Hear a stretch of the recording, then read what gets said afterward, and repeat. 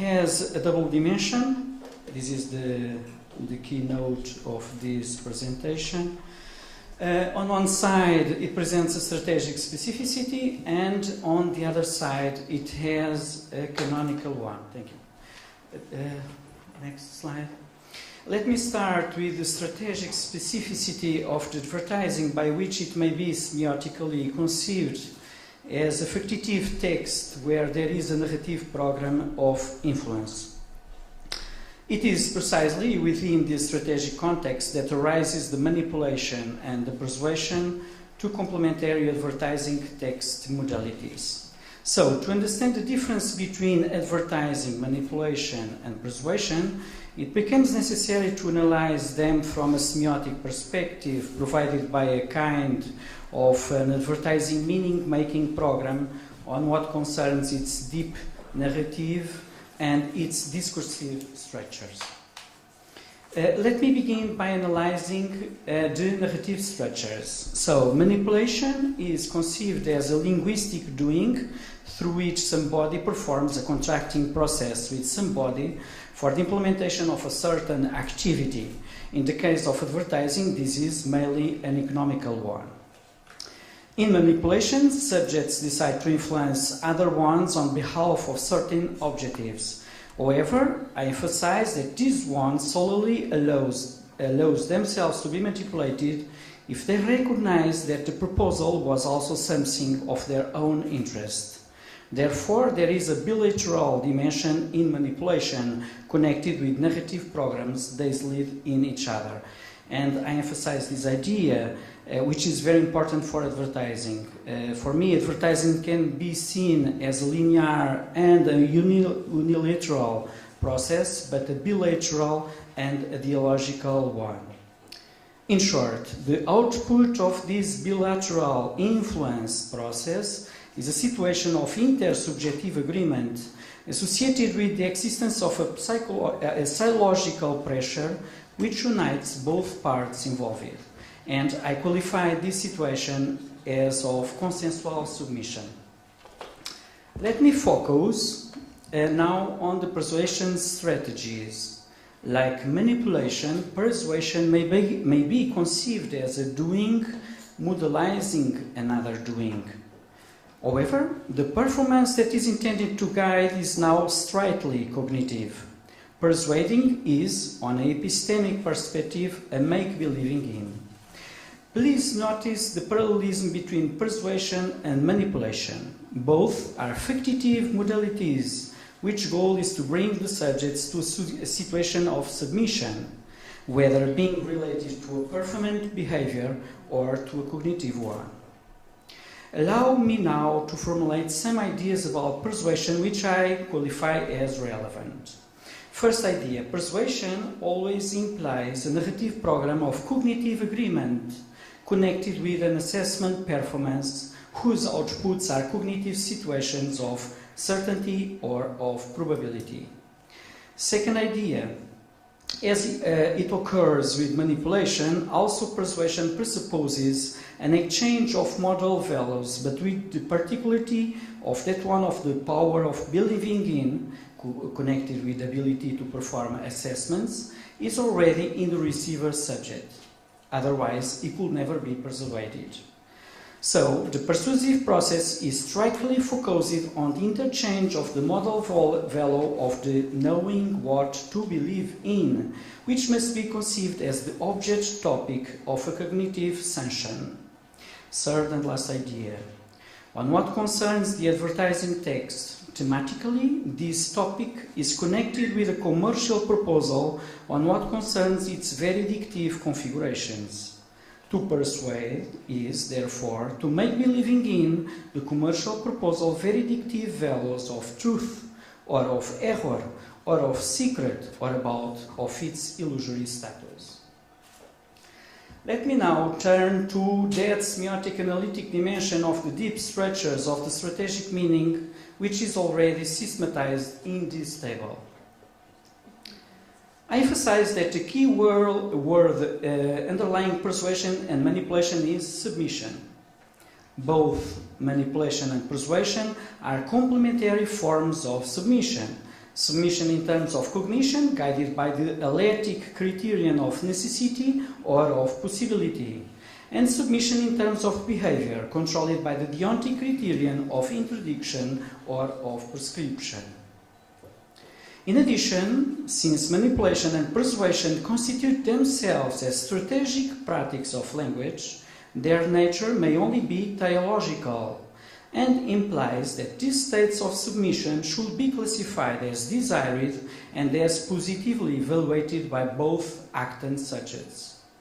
It is precisely in this teleological configuration that underpins what I could qualify as situations of manipulative or of persuasive euphoria.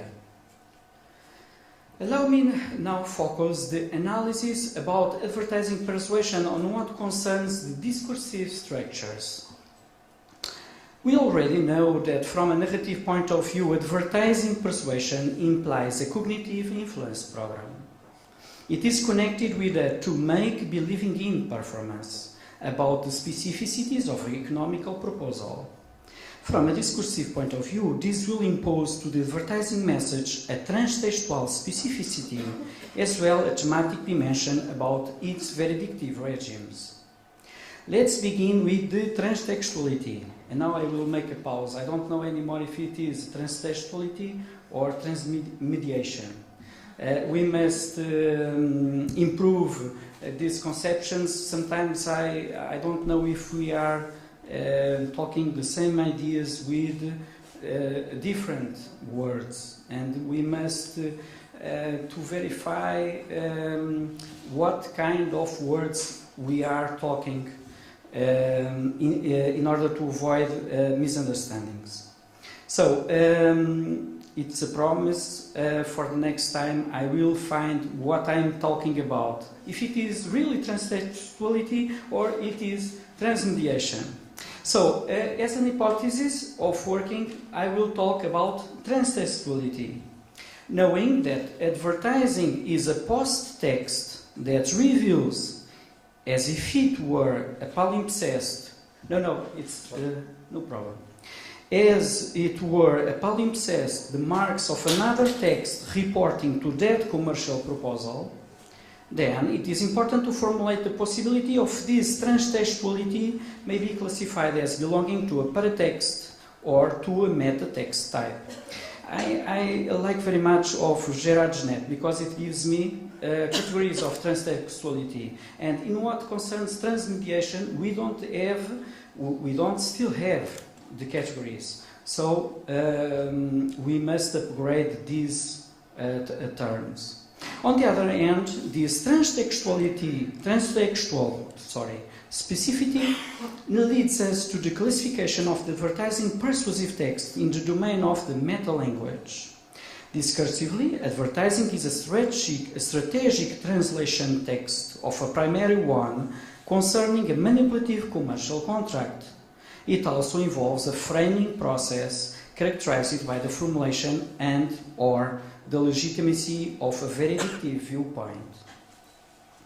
It is possible, therefore, to devise two main advertising persuasive modalities, the one about reasoning and one about clarification.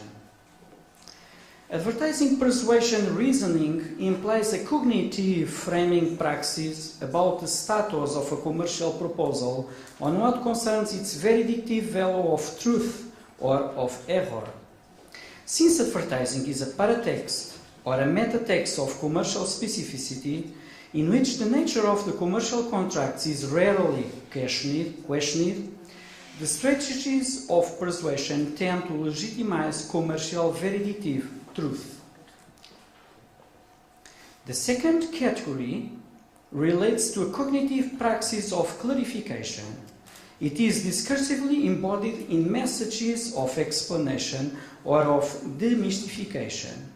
The persuasive modalities are now textual reactive or proactive productions by which it is tried to demonstrate the truth of the commercial facts on what concerns its hidden, like in this advertisement, or simply its illusory potentialities, like it happens in this advertisement.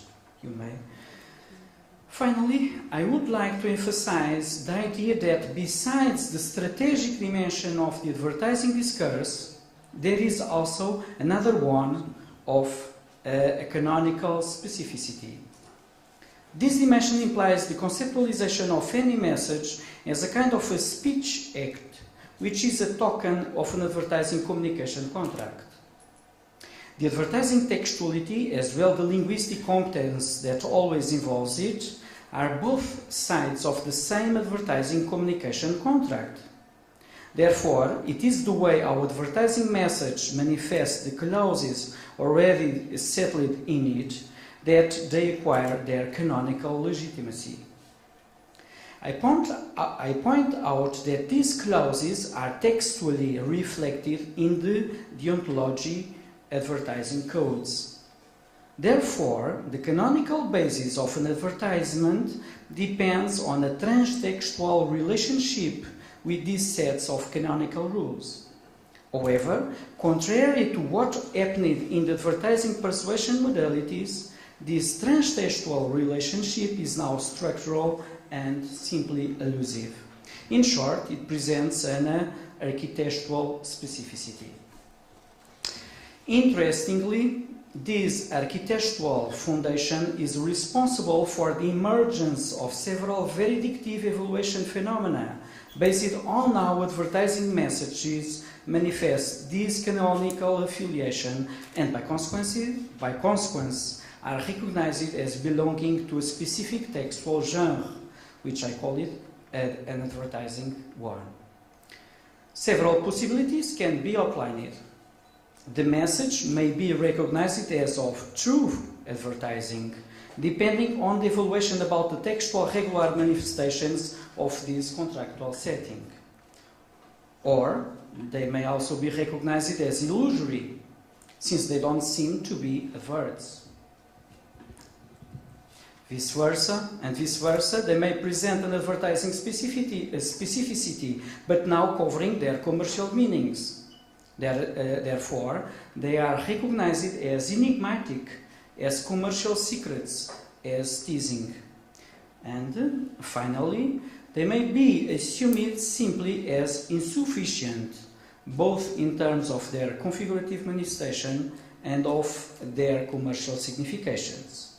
In this case, they can be qualified as wrong advertising messages in what concerns its canonical status, which are not only improper, but as also distorted or even as shocking. Thank you for your attention.